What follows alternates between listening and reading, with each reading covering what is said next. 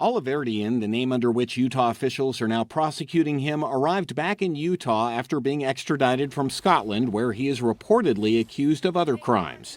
His saga begins in Utah in the mid-2000s. He was charged with raping 2 women. He's a pathetic character, and I wouldn't want to be in his shoes. The former county prosecutor from Utah speaking to our affiliate in Salt Lake City, Oliverdian leaving Utah and ending up in the Dayton area where he met a woman online and invited her to lunch. When he was in the stairwell, one of the stairwells at the college, he sexually assaulted her.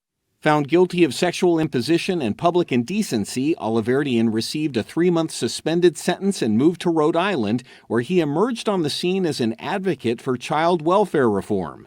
He claims the system abused him, and he testified before state legislators advocating for improvements of the system.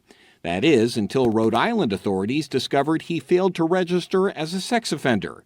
That's when Oliverdian put out a statement claiming he had cancer and was dying. A short time later, his website announced his death. The Oliverdian story appeared to be over.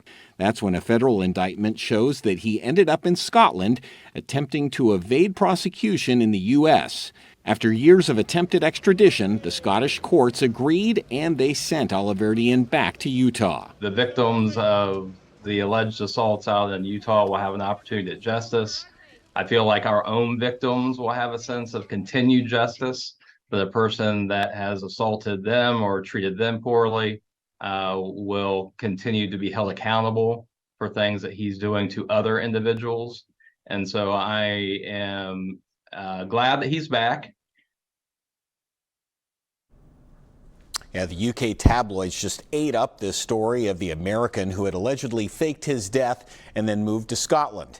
They followed the story until last week when he left the UK for Utah. As for Ohio, Oliverdian served his sentence here for the sexual imposition and indecent exposure, so his criminal obligations here are over. Megan? David, thank you. Very interesting. Oliverdian still faces, though, a civil case in Ohio. His former foster family accuses him of charging hundreds of thousands of dollars on their credit cards. First, though, he needs to answer the criminal charges of rape in Utah. Thanks for checking out Local 12's YouTube channel. Click the links and hit subscribe so you can be notified anytime we post new stories.